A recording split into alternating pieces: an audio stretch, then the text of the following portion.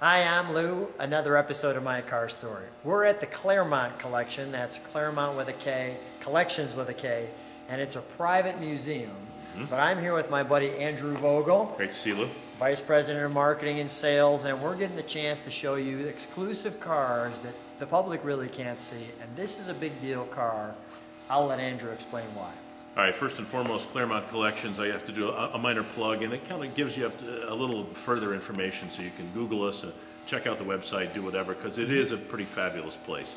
Over 300 automobiles in about 100,000 square feet. Wow. On 2 floors in the city of Chicago. As Lou said, it's a private collection, but we are open for private events such as corporate groups and charity groups and so forth. So check out the website, ClairmontCollections.org. That's 2 Ks, Klairmont and Collections, both Ks. But today, thanks to Lou here, you get to see some cars. Well, we'll do several, but today we're going to see a Cadillac. Not just any Cadillac, Lou, right? It's a big deal car because, well, lots of different things. It's also a big car. It is a big car. 1938 was a great year, pre-war. These were impressive automobiles, in some respects still a little bit hand-built, even for Cadillac in the day.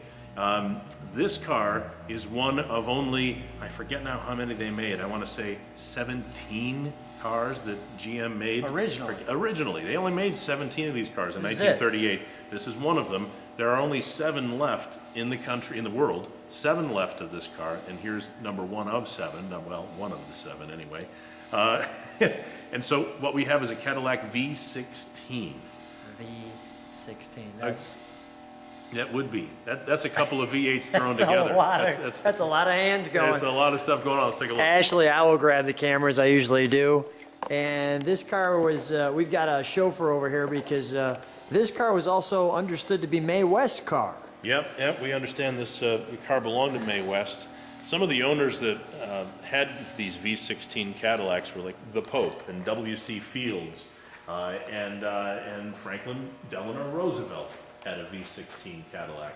Even Al Capone had one of these cars because they were considered very special, and of course when you only make 17 of them in a given year, it's not as though you're going to see yourself coming and going when you're driving a car like this or having a car like this driven for you. A V16. Look at the size of those headlamps. This car was completely designed to say, I am a big shot, I have arrived, and check out my massive, massive ride. And Mae West was known for having a few big personality, for no better term. So I'll leave it right there. Yeah, I'm going to leave it. I'll let you wallow in that one, Lou. Yeah, I'll stay right there. Yeah. So here we look are, at the beautiful. Right, lots of detail. Sorry, I didn't mean to interrupt. Go ahead. Lots of detail there. Both fenders, of course, you had 2 spare tires and wheels here on the enclosed on the fender, which was an interesting idea as you know the automotive design progressed. Yeah. Now they call this a 7-passenger car because it has jump seats in the back seat, but you look at the size of these running boards, Lou, I think maybe it's a 9-passenger. Oh my goodness. Yeah, I want to show the back of this car. I can get it from this angle. This is larger than a car, smaller than a school bus. But not by a lot. Not by a lot. And just the wonderful, I call it jewelry. And just in case you're leaving, they got that V16 for anybody who was following you, just as a reminder. Look at the beautiful light that turns that on and shows up your license plate.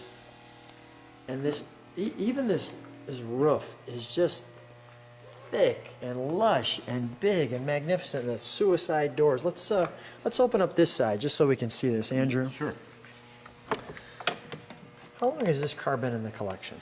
You know, we've had this one for, I would say, more than 5 years. Yeah, no, not quite, but almost 5 years. I bet you're close. Yeah. Look at this. This is where your chauffeur, who's opening the other door, would sit. And let's just take a look at that. And notice the word 16 there in the middle. There's no mistaking this car. They knew that 16 was a big deal. Well, and you know, for Cadillacs, the V16 remains a big deal. If you recall in more recent history, a lot of their concept cars are shown with V16s, and I still think they may come up with one for the public here in the next couple of years. That's just great. And the leather. Yeah, vinyl, I think, on the sides here. Is that right? In this particular, but it certainly could be leather. It might be leather. Great walnut. I mean, if they put walnut up here, it doesn't seem like they're skimping. I don't think we've got the skimp factor here in this car. All right, do that again. Yeah, mind your thumb. Yeah, it's got a sound to it. And let's just we'll show the back seat over here where the driver is. You can see the doors open. Can you open the front and back? You know, we've obviously got the back door open. Open the front just so people can kind of get a feel of that. That's a lot of room. That's a lot of room.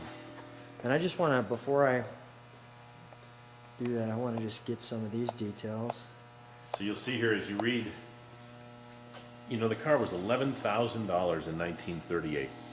And you see here, as it's spelled out, $11,000 could have bought you 12 Fords or 12 Chevrolet sedans in 1938. So you really had to want one of these. You know, in the day, a Rolls Royce was only $9,000. Yeah, this is a big pillar there, and the jewelry. Here we have kind of Mae West there. Now look at the back. Just the jump seat here, you know, and the window that rolls up in between here. It comes up. Wants to make sure the driver's on time. And just the door.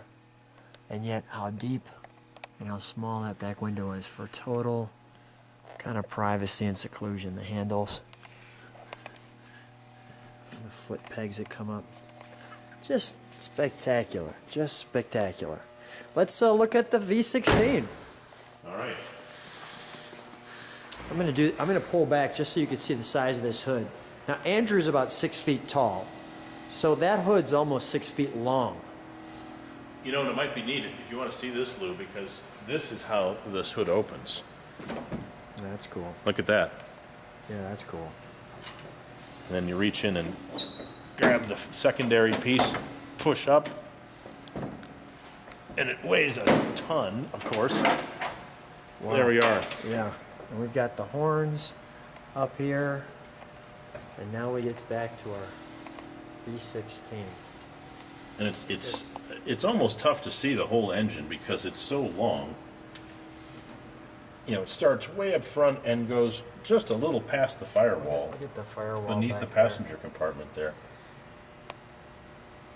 I want to get that plaque right there too. I can see that. What a history lesson. And the dual. I'm going to get on the other side real quick, go right around you. You're holding that up. Yeah, there's a build plaque on the firewall on that side too. Oh yeah, I see that, right? Can you get that? Yeah, I can. There's our build plaque. And that tells you about the paint color and everything else. Wow, what a... Any museum would love to have this. And we're giving you this exclusive from the Klairmont collection.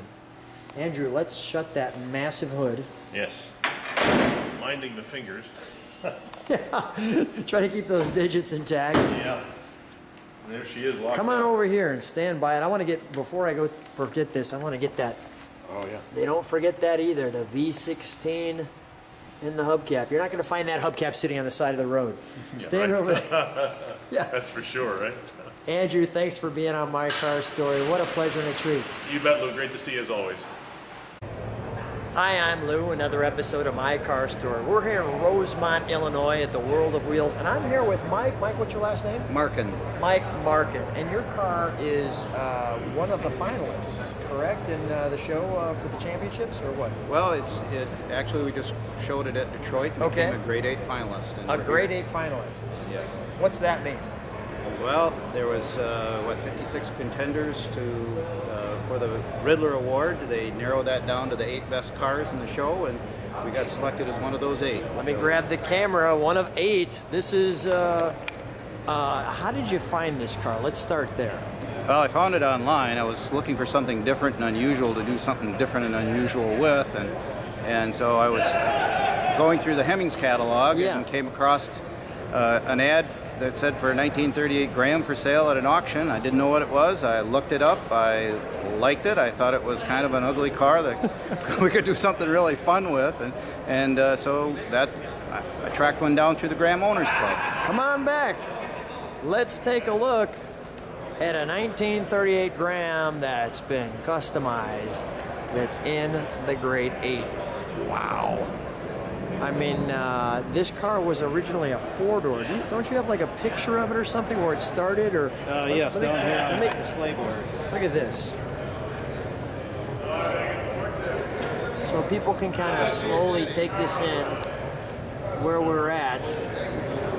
This was also nicknamed the Sharp-Nosed Graham because of the severe slant in the nose, but that was one of the things that we modified on the car.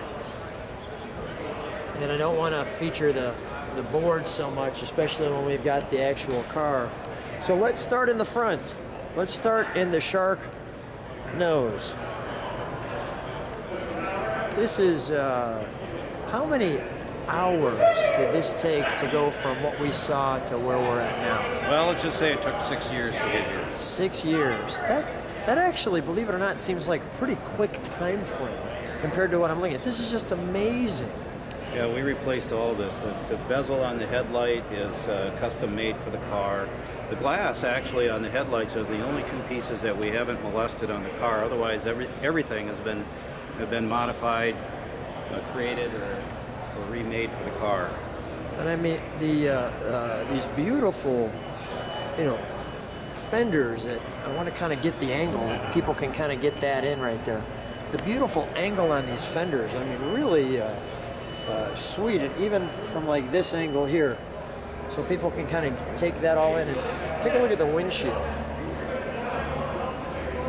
Just spectacular. All right, so let's. Now, did you chop these? What kind of wheels do you have on there? Are these 20-inch rims or what? Yeah, these are 18-inch custom-made wheels, all chromed. We've got our shark emblem on there.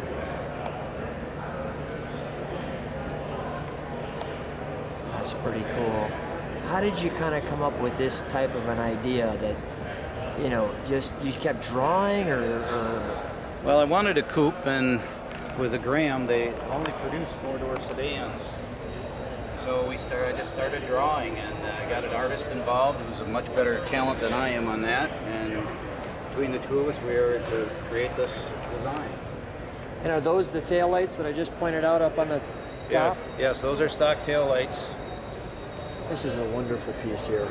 Yeah, we had fun with this piece. This third brake light was part of the redesign of the car, along with the trim. The glass in the tail light there, we had printed using a 3D printer, and also the base under it. So we're able to use some modern technology on this car. It's just amazing. Look at the rear suspension. Holy cow. It's a Jaguar style suspension. Independent rear and independent front. This is the level of creativity. I mean, this car is a show pony, correct? I mean, it's never driven. No, it's not driven. Yeah, okay. So this is a piece of art. Yeah. But it does start. It does start, it does run, it makes a beautiful sound. We're not going to start it because actually they won't allow us because we're in the grade 8. And Exactly. They don't want anybody to get an advantage with a great sound.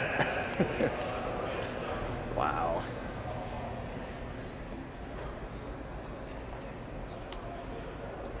There's that shark emblem again, up the center. By the way, your car, Mike, smells great. It's all that new leather. That's fantastic. Yeah, the dash is from a 1937 Zephyr. We kept the original gauges, but we updated them and I added a tack into the Speedo when we redesigned those. Oh, wow. Yeah, I'm noticing that now.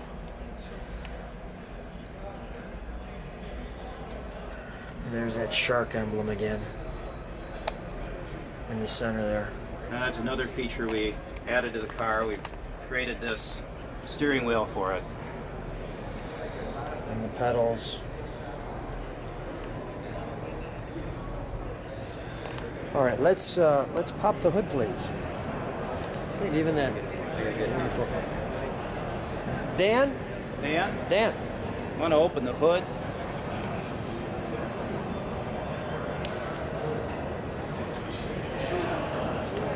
Gotta pop the hood for you. Sure.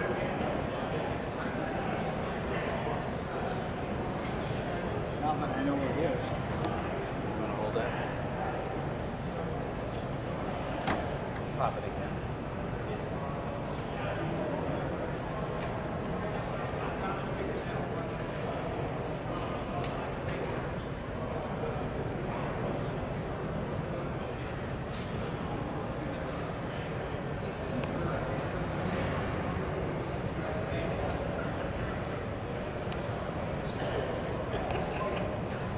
And the shark emblem again.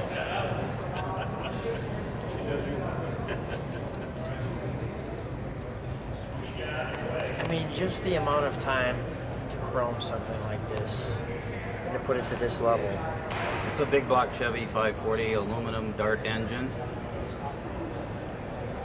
Amazing. Got atomic EFI system in it.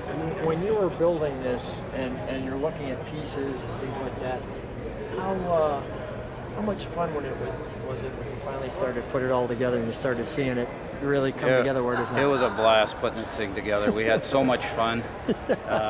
It was slow though at times. You just couldn't wait for the next day or something else to be finished and put back on the car. Or delivered. I'm assuming you had to outsource pieces. I think between UPS and FedEx, they had a clear path to my doorway for a while there.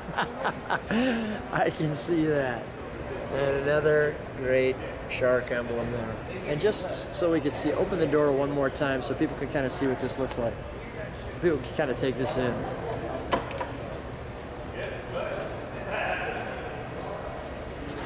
Wow. Mike, stand right inside the doorway there. All right. This featuring parts underneath the car, everything's featured out. Mike, great car. Good luck. Thanks for being on My Car Story. Thank you very much. Glad to be here.